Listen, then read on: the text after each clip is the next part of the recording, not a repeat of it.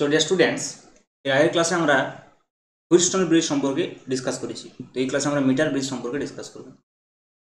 তো Wheatstone bridge সম্পর্কে আমরা বেসিক্যালি যে রেজিস্ট্যান্সটা নির্ণয় করেছিলাম, সেই রেজিস্ট্যান্সটা বলেছিলাম যে মধ্যম মানে হতে হবে, অর্থাৎ 1 থেকে 1000 ওহমের মধ্যে, বেসিক্যালি মোটামুটি একটা রেঞ্জ যেটা আমরা বলেছিলাম।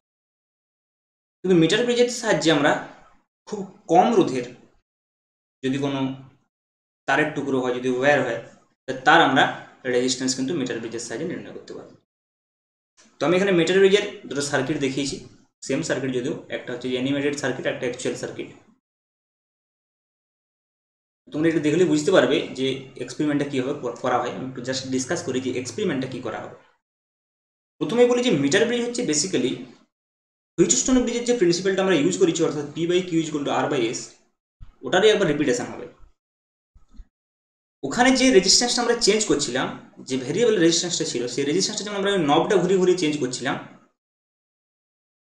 রিওস্ট্যাটের সাহায্যে চেঞ্জ করছিলাম, সেটা এখানে একটা আমরা 1 মিটার দৈর্ঘ্যের ওয়্যার নিয়ে সেই ওয়্যারটার দ্বারা চেঞ্জ করব। সেটা কীভাবে করব এবং কীভাবে আমরা একটা আননোন রেজিস্ট্যান্সের সাহায্যে নির্ণয় করব, সেই এক্সপেরিমেন্টের কথাটা আমি আগে বলি।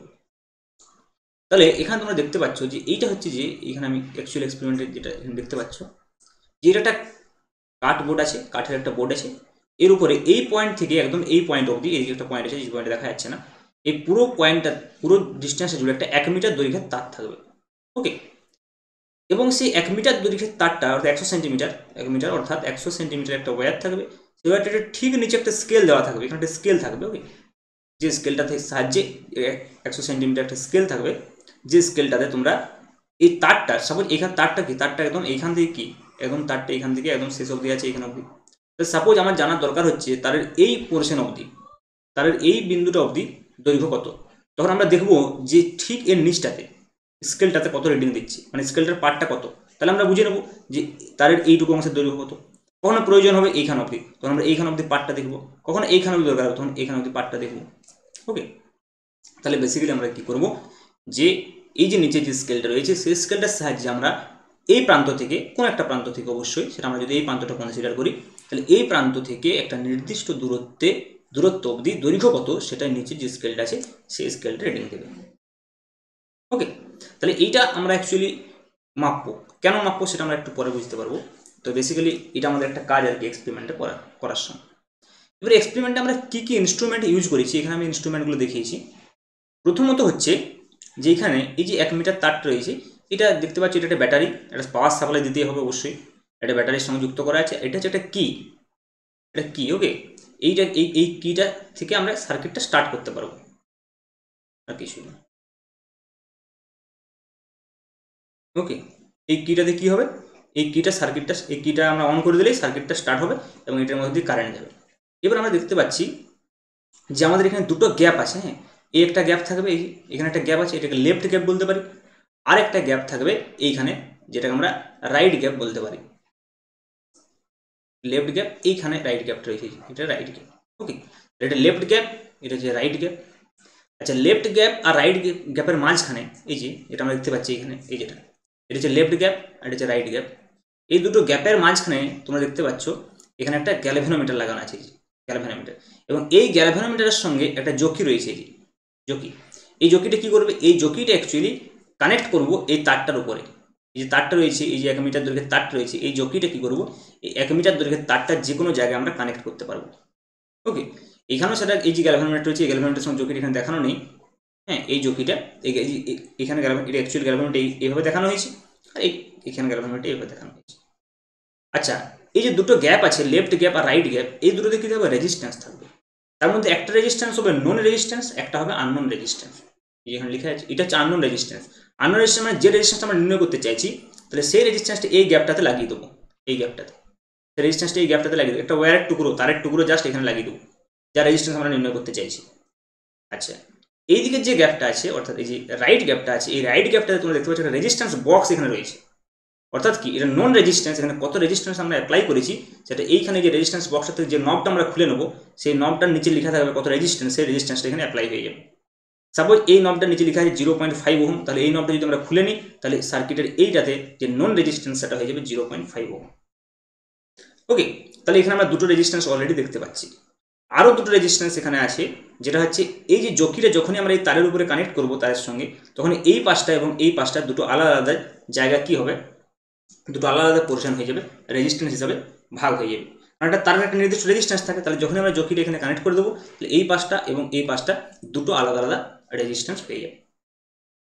ওকে, তারপরে আমরা কি করব, তারপরে আমরা যেটা করেছিলাম হুইটস্টোন ব্রিজে সেটাই করার চেষ্টা করব, অর্থাৎ সম্পূর্ণ এই মিটার ব্রিজটাকে ব্যালেন্সড কন্ডিশনে নিয়ে আসার চেষ্টা করব এবং দেখব যাতে এখানে এই গ্যালভানোমিটারের মধ্যে দিয়ে কোনো কারেন্ট না যায়। তার জন্য আমরা কি করব, ব্যালেন্সড কন্ডিশনে নিয়ে আসার জন্য আমরা কি করব, এই যে জকিটা যেটা বলছে, যে জকিটা এখানে ঠেকিয়ে এটাকে তারের উপর স্লাইড করে করে দেখব যে ঠিক কোন বিন্দুটাতে এই গ্যালভানোমিটারের মধ্যে দিয়ে কারেন্ট জিরো হচ্ছে। আসলে আমরা ওখানে যেটা সেই নবটা ঘুরিয়ে ঘুরিয়ে, রিওস্ট্যাটটা ঘুরিয়ে ঘুরিয়ে যেটা আমরা রেজিস্ট্যান্সটা চেঞ্জ করছিলাম, এখানে তার বদলে আমরা কি করছি, এটা স্লাইড করে করে তারের একটা নির্দিষ্ট অংশকে আমরা নিচ্ছি, তারের যতটা অংশকে নিচ্ছি সেই ততটা অংশের রেজিস্ট্যান্সটা আমরা পাচ্ছি। তার মানে তারের উপরে ওই জকিটাকে ভেরি করে করে আমরা রেজিস্ট্যান্সটা নির্ণয় করছি। ওকে, তাহলে কেন, কারণ আমরা জানি R equal to rho L divide by A, already আমরা জানি যে তারের যে রেজিস্ট্যান্স আর সেটা অবশ্যই প্রপোর্শনাল টু এল, দৈর্ঘ্যের সঙ্গে সমানুপাতিক। যত বেশি দৈর্ঘ্য নেবো তত বেশি রেজিস্ট্যান্স, যত কম দৈর্ঘ্য নেবো তত কম রেজিস্ট্যান্স। তাহলে আমরা এইভাবে কিন্তু রেজিস্ট্যান্সটাকে এখানে ভ্যারি করতে পারছি, that is most important thing. Okay, তো আমি এর একটা সিম্বলিক সার্কিটটা আঁকি, যেটা আমরা অ্যাকচুয়ালি খাতায় যে সার্কিটটা আঁকবো তাহলে বুঝতে সুবিধা হবে, দিয়ে আবার আমি এটাতে ফিরে আসবো। ওকে, তাহলে আমাদের এখানে কি একটা লেফট গ্যাপ একটা রাইট গ্যাপ থাকছে, তাহলে লেফট গ্যাপে একটা রেজিস্ট্যান্স থাকবে অবশ্যই, আর রাইট গ্যাপে একটা রেজিস্ট্যান্স থাকছে, রাইট গ্যাপে একটা রেজিস্ট্যান্স থাকছে। তাহলে এই রেজিস্ট্যান্সটা, একটা রেজিস্ট্যান্স হচ্ছে নন রেজিস্ট্যান্স আর কে আমি বলছি, R resistance unknown resistance R U K বলছি, যেটা আমাদেরকে নির্ণয় করতে হবে, এই রেজিস্ট্যান্স আমরা নির্ণয় করতে হবে। এই রেজিস্ট্যান্স আমরা কোনখানে লাগিয়ে দিচ্ছি, এই যে এই গ্যাপটাতে, এই যে এখানে, এটা হচ্ছে আমাদের, এটা নন রেজিস্ট্যান্স, এটা আননোন রেজিস্ট্যান্স, এটা আগে পরে যেটা খুঁজে করতে পারি, অসুবিধা নেই। তাহলে আমাদের এখানে এখানে যেটা আমরা নন রেজিস্ট্যান্স এটা হচ্ছে এটা, যেটা আননোন রেজিস্ট্যান্স এটা হচ্ছে এটা। ওকে, তাহলে আমরা এটা বলছি যে আর ইউ কে হচ্ছে আননোন রেজিস্ট্যান্স, আর কে হচ্ছে নন রেজিস্ট্যান্স, দুটো রেজিস্ট্যান্স হলো। এবারে আমরা 1 মিটার যে দৈর্ঘ্যের যে তারটা রয়েছে সেই তারটা এখানে লাগানো থাকবে, 100 সেন্টিমিটারের যে তার, এগুলো তামার পাত দিয়ে কানেক্ট করা থাকে, তামার পাত দিয়ে। ওকে, তামার পাতের রেজিস্ট্যান্স কম হবে, কারণ কি এই ওয়্যারগুলো যদি রেজিস্ট্যান্স খুব বেশি হয়ে যায় তাহলে খুব মুশকিল, তার কারণ যে এই ক্যাপিটাল আর কে আর ইউ কে এই রেজিস্ট্যান্সগুলো মানে এইখানে এইখানে এগুলো তামার পাত দিয়ে কানেক্ট করা থাকে অ্যাকচুয়ালি।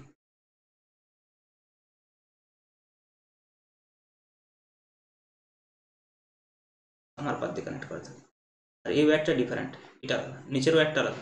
ওকে, এই 100 সেন্টিমিটার তারটা আলাদা, বাট এগুলো একটা পাত দিয়ে কানেক্ট করা থাকে।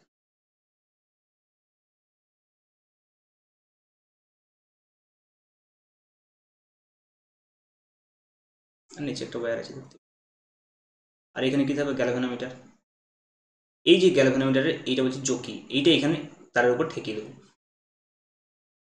ওকে, তাহলে সেই পয়েন্টে যে জকি, এইটা আমরা এখানে যদি দেখি যাই স্লাইডটাতে দেখতে পাবো,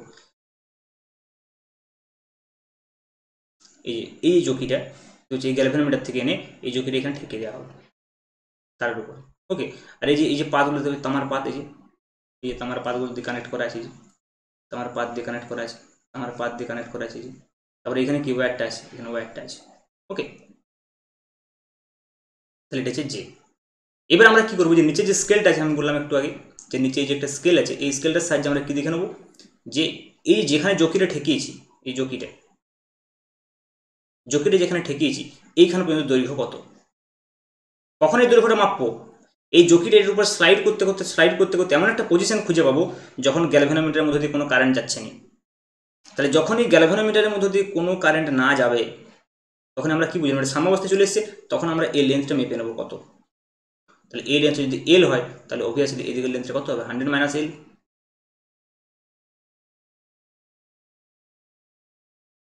তাহলে এই এল এর সঙ্গে সংশ্লিষ্ট রেজিস্ট্যান্স রয়েছে এবং 100 মাইনাস এল এর সঙ্গে সংশ্লিষ্ট রেজিস্ট্যান্স রয়েছে, এদিকে আর কে রয়েছে, এদিকে আর ইউ কে রয়েছে। যখনই এটা সাম্যাবস্থায় পৌঁছে যাচ্ছে তখনই আমরা হুইটস্টোন ব্রিজ প্রিন্সিপাল অনুযায়ী বলতে পারি R K divide by L is equal to R U K divide by 100 minus L, E by Q is equal to R by S. তার মানে R K divide by L equal to R U K divide by 100 minus L. এগুলো actually resistance, হ্যাঁ, এটা কি rho L by A, rho L by A, কিন্তু যেহেতু অনুপাত তাহলে কী হবে, রো বাই এ কেটে যাবে, ওই জন্য আমরা এই অনুপাতটাই লিখি, R K divide by L equal to R U K divide by 100 minus L. Okay, তাহলে এখান থেকে আমরা আননোন রেজিস্ট্যান্সটা পেয়ে যাবো আর ইউকে, কারণ আমাদের আর কে জানা থাকছে, এলটা আমরা এখান থেকে মেপে নিচ্ছি, আর 100 মাইনাস এল বসে দিলে এখানে পেয়ে যাবো, তাহলে আর ইউকে পেয়ে যাবো। তাহলে এইটি আমাদের এক্সপেরিমেন্টের formula, R K divide by L is equal to R U K divide by 100 minus L. এটি আমাদের এক্সপেরিমেন্টের ফর্মুলা। ওকে, তাহলে এই ফর্মুলাটা অনুযায়ী আমরা এই যে এখানে যে একটা আননোন রেজিস্ট্যান্স লাগিয়েছিলাম, একটা যে ওয়্যার লাগিয়েছিলাম এখানে, সেই ওয়্যারটার রেজিস্ট্যান্স আমরা বের করতে পারলাম। ওকে, তাহলে বেসিক্যালি এটা কাকে ফলো করছে, হুইটস্টোন ব্রিজের প্রিন্সিপালটাকে ফলো করছে। বাট এখানে যে রিওস্ট্যাট ওখানে যেটা লাগিয়েছিলাম, সেই রিওস্ট্যাটটাকে একটা 1 মিটার দৈর্ঘ্যের তারের সাহায্যে করছি। তাহলে কি হবে, এটা মোর অ্যাকুরেট হবে, যে যে ভেরিয়েশনটা হচ্ছে সেই ভেরিয়েশনটা অনেক বেশি অ্যাকুরেট করে, যেটা তারের সঙ্গে নিলে মানে অপশান আমার কাছে অনেক বেশি থাকছে, সুবিধা অনেক বেশি হবে, কন্টিনিউয়াসলি আমি চেঞ্জ করতে পারছি রেজিস্ট্যান্সটা। ওকে, এবং এই রেজিস্ট্যান্সগুলো খুব কম রেজিস্ট্যান্স। ওকে, খুব কম রেজিস্ট্যান্স। আচ্ছা, এখানে একটা ত্রুটি রয়েছে, যে ত্রুটিটাকে আমরা প্রান্তিক ত্রুটি বলি। সেই প্রান্তিক ত্রুটিটা কি আমি ডিসকাস করে নিই। বেসিক্যালি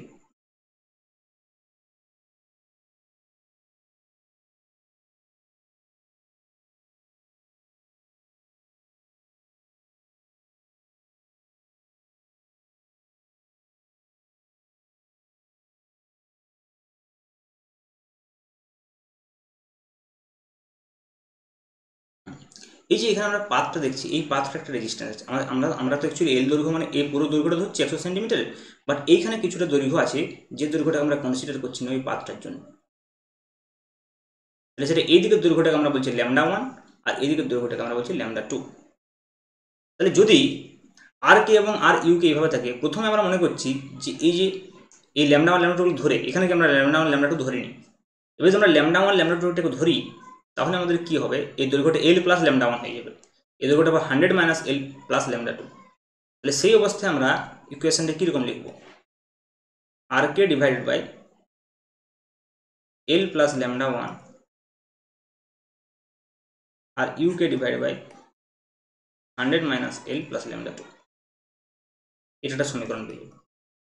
আবার যদি এরকম করি, আমরা এইটাকে চেঞ্জ করে দিই, অর্থাৎ আমরা যদি আর ইউকেটাকে এইখানে নিয়ে আসি আর আর কেটাকে এখানে নিয়ে যাই, ওকে, চেঞ্জ করে দিই, তখন এই এই দৈর্ঘ্যটার এল থাকবে কি, কারণ কি আগে এইদিকে রেজিস্ট্যান্সটা যদি আর কে থাকতো, এদিকে আর ইউকে থাকতো, তাহলে যে জায়গায় ব্যালেন্সটা সৃষ্টি হতো, এখন তো ব্যালেন্সটা চেঞ্জ হয়ে যাবে, কারণ গ্যালভানোমিটারের মধ্যে কারেন্ট তো শূন্য, এখন অন্য জায়গায় ঠেকালে হবে। তাহলে সেক্ষেত্রে যদি আমরা এই এলটাকে আমরা বলি এল ড্যাশ, তাহলে এটা হয়ে যাবে 100 মাইনাস এল ড্যাশ। তখন কন্ডিশনটা কী হবে, আর U K divide by L dash plus λ1 equal to হয়ে যাবে আর K divide by 100 minus L dash plus λ2। Okay, তাহলে এই দুটো সমীকরণ সমাধান করে, 1 আর 2 সমাধান করে আমরা λ1 λ2 পাবো, কারণ বাকিগুলো সব জানা। তাহলে এখান থেকে আমরা প্রান্তিক ত্রুটির সংশোধন করতে পারি।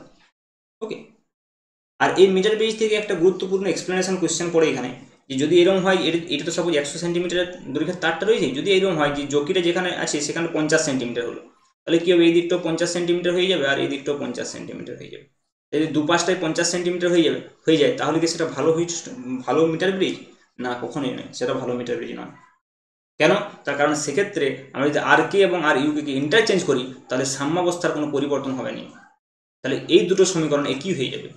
এই দুটোতে এল আমরা বসিয়ে দিই, তাহলে এই দুটো সমীকরণ যদি একই হয়ে যায়, তাহলে সমস্যা কী হবে, মানে দুটো 50 হয়ে যাবে না, এটাও 50 হয়ে যাবে, এটাও 50 হয়ে যাবে, সব দুটো যদি একই সমীকরণ হয়ে যায়, তাহলে আমরা সেই দুটো সমীকরণকে সমাধান করে আর λ1 λ2 নির্ণয় করতে পারবো না, মানে প্রান্তিক ত্রুটি নির্ণয়ে অসুবিধা হবে।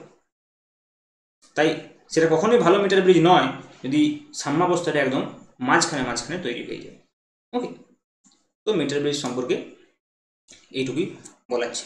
ওকে, আচ্ছা, মিটার ব্রিজ থেকে কী ধরনের কোয়েশ্চেন আসতে পারে, অঙ্ক আসে এখান থেকে, একটা অঙ্ক দিয়ে দিই তাই বুঝতে পারবে মিটার ব্রিজ থেকে কী ধরনের অঙ্ক আসে। খুবই সোজা অঙ্ক আসে অবশ্যই। একটি অঙ্ক আমি করিয়ে দিই।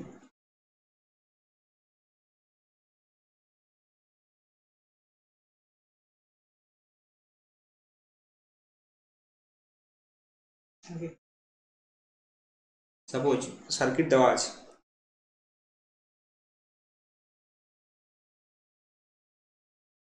এই সার্কিট হচ্ছে 20 ওহম, এইটা আমাদের আননোন রেজিস্ট্যান্স।